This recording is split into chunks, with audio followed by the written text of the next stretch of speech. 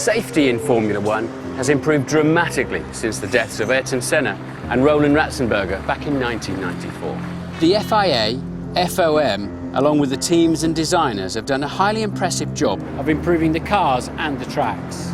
Many injuries and deaths have been avoided in F1 and other categories, and we've become used to drivers walking away from huge crashes. This is why the tragic Suzuka accident has shocked the whole world of motorsport. As we hope and pray for Jules Bianchi, what can we learn for the future?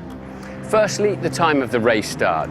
The regulations allow for a 2-hour race within a 4-hour period. But a 3 p.m. start in Japan leaves only 2 hours 15 of daylight, which could put pressure on decisions.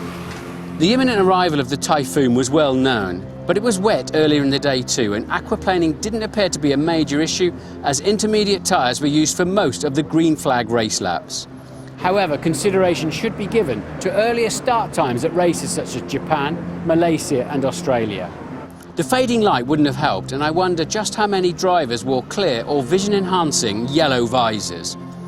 Tinted visors, in my experience, hinder visibility in those conditions. We've had close calls with recovery vehicles in the past, and I've often voiced my fear that there was an unnecessary risk. I mentioned my trepidation again in commentary last Sunday. Are others going to be aquaplaning on or spinning off in the same point? Something that's a bit sensitive to me, because it happened to me. There is no one-size-fits-all solution here. Cars have to be recovered from the barriers or gravel traps, of course, and it's not practical or necessary to put out the safety car for every incident. But we all have to be more tolerant of deploying the red flags and the safety car. But I believe we must cancel the time-consuming aspect of letting lapped cars unlap themselves. That's a deterrent. Certain corners are more difficult from a driver's point of view, both in terms of driving skills and visibility of incidents, flags and lights. Dunlop Corner in Suzuka is one of those, and a vehicle and marshal on live track is not the right solution. I speak from experience. 20 years ago in similar conditions and at the same corner, I walked away from a terrible crash. I very nearly hit the recovery vehicle, which was collecting another car. But sadly, I did hit a marshal, causing him serious injuries.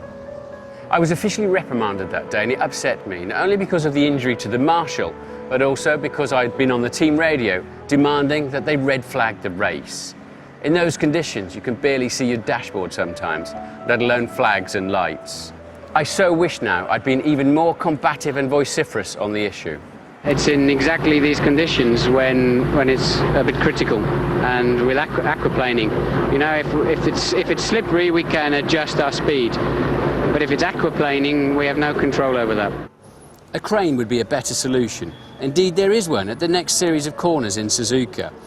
But this still involves marshals in the danger zone and cars dangling at a dangerous height. Frankly, I'd rather take my chances against a broken down or crashed F1 car, which is the same height and will deform. However, that may cause cars to fly, and then many more are at risk. The green lights and flags displayed immediately after the crash site were correctly deployed. This was not a factor in the Bianchi crash. He was in a yellow flag zone when the incident occurred. Closed cockpits have been explored for some time now with great science and thought. It's debatable, however, in such a violent crash that some kind of head protection would have helped Jules.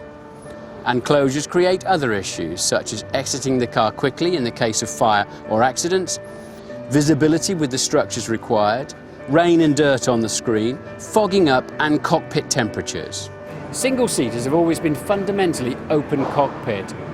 Sports and GT cars also have a roof, of course, but drivers do get injured and killed in those. Finally, we come to the biggest problem. Double-waved yellow flags mean slow down and be prepared to stop. But you can show 100 yellow flags and it won't give the drivers any more grip. And of course, he can also suffer a puncture or car failure too.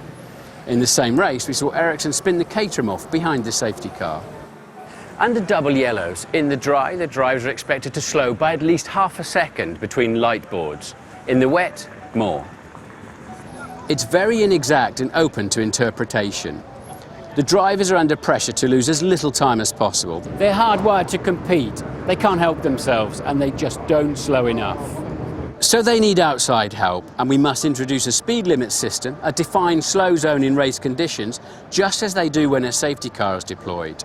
The FIA met with the team bosses on Saturday morning in Sochi to discuss such a system. Then the drivers will know that they can't lose out and they'll slow considerably, protecting themselves and the corner workers. Motorsport will always be dangerous, we can't hide from that fact. Jules Bianchi is a fine young man and a shining talent.